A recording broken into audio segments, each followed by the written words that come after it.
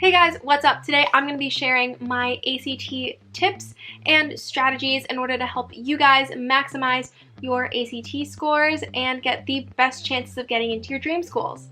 So without further ado, let's get into the video.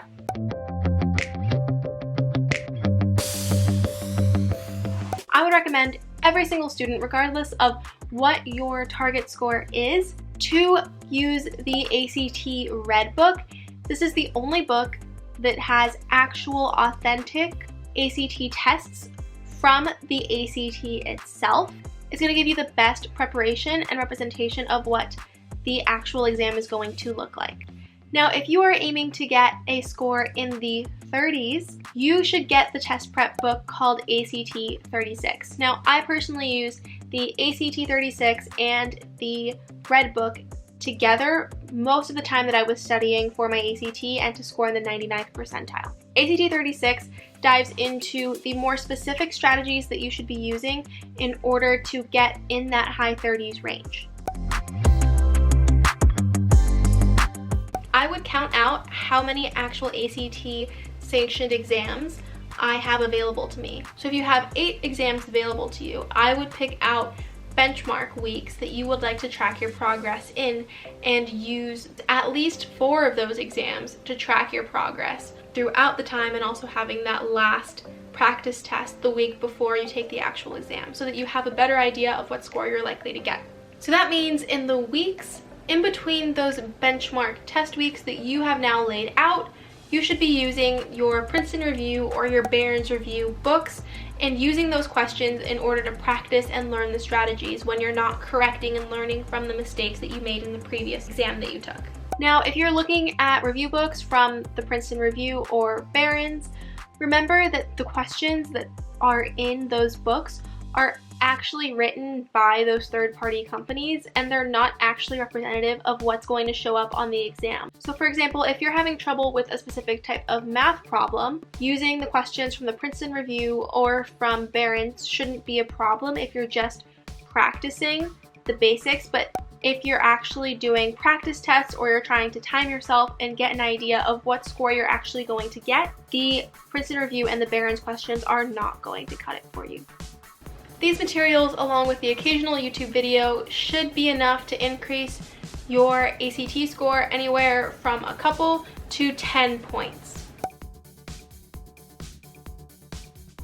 I honestly don't think that everyone needs to spend a lot of money on an ACT tutor. I think that you can do just fine on your own. Just make sure that you have an accountability partner, or you set up a sort of reward system so that, let's say, for each point or 2 points that you increase a section or your overall ACT score, you get to go out for ice cream or something like that. You should be spending the bulk of your time actually taking timed practice exams and making sure that you can answer all of the questions well under those timed conditions. Don't dive into taking practice tests as soon as you take that first one. You're going to want to take a step back and look at the strategies and hacks in order to actually know how to take the ACT, learn how they want you to take the test, and then do it that way. So don't take the grammar part a million times without actually reviewing grammar rules, because that's not going to get you anywhere. You need to actually think and take the time to digest what you're correcting when you're correcting your answers. So look for patterns in your mistakes, and then go to your Princeton Review book or your Barron's book or your Red Book. Figure out what you're doing wrong compared to their strategies, and then learn how to do it the correct way. And then practice those specific problems a couple of times before diving into your next practice test.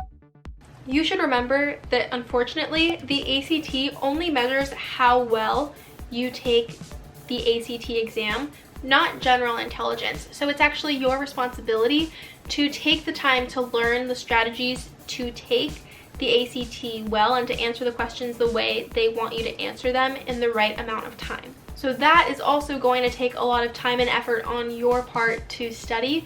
So make sure that you take this responsibility seriously. If you guys are finding this video helpful, please give it a thumbs up and subscribe to my channel. It not only helps my channel grow, but it also lets me know that you guys like these types of videos. All right, let's keep going.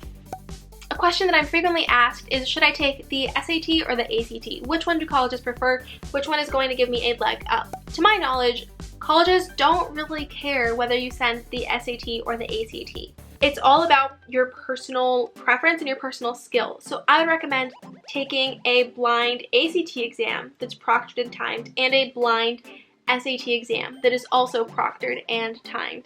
And then looking at your score from both of these blind exams. Pick the one that you naturally are better at, because most likely it's going to take less effort for you to get a higher score in studying for the one that you're naturally better at.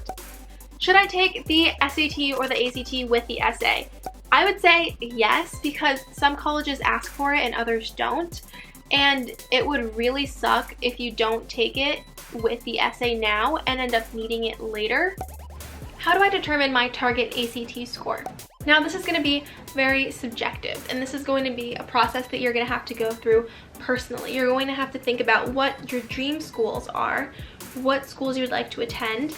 You'd also want to look at that raw ACT score that you got from that blind practice exam, and honestly think about how much improvement you can make. You can even improve up to 10 or 11 points if you really put your mind to it. So do not worry if you're pretty far from your target score, as long as you're willing to put in the time and the effort to bring it up.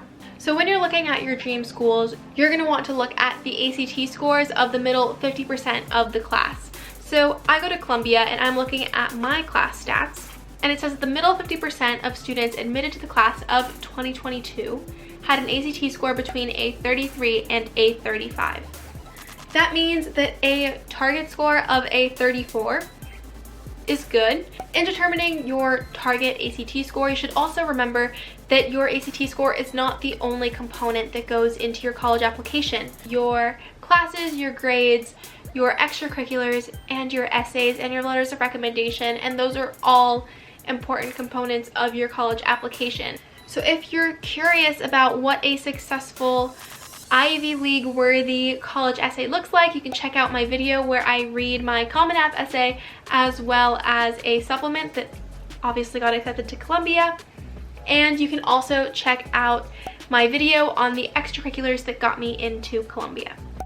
All right, it's the day of the exam. What do you do to maximize your attention span and maximize your exam? First, bring snacks. You are allowed to bring snacks. You're going to have breaks, and you're going to need to refuel your brain. Actually, my chem teacher gave me this tip my freshman year of high school.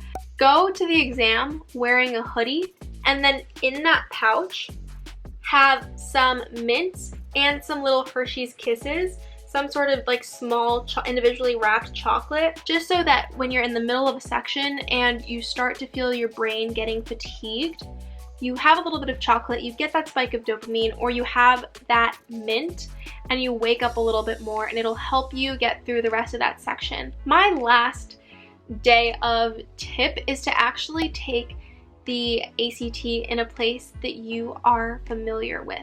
I actually went to boarding school, if you don't know, so I wasn't actually at my school or anywhere near my school during a lot of the testing dates. A lot of the times I found myself taking the ACT or taking subject tests at home at my local high school, and just being there in a completely new environment in and of itself was pretty stressful, versus taking standardized tests at my high school where I was comfortable with the environment.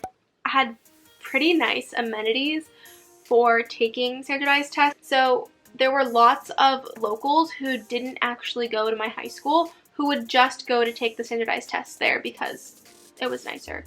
Also, before I went to boarding school, I ended up taking the SSAT at a local boarding school, and it was also very, very nice. So for example, you know those big like fold out tables? Sometimes it would be one student per table, or maximum 2 students per that big table. So that means that you can spread out all of your materials. They have like extra batteries, and they have extra calculators and pencils in case you forget it or something happens to yours. Thank you guys so much for watching this video. If you found it helpful, please give it a thumbs up. Comment down below any questions or ACT tips that you guys would like to share, and also subscribe to my channel. All of these actions help my channel grow and let me know that you guys like these types of videos. If you guys have any more personal questions for me, feel free to DM me on Instagram. My handle is @emily.ds. And if you are interested in more college admissions related content, check out my channel for more videos on that. So thank you again so much for watching this video, and I look forward to seeing you with the next one.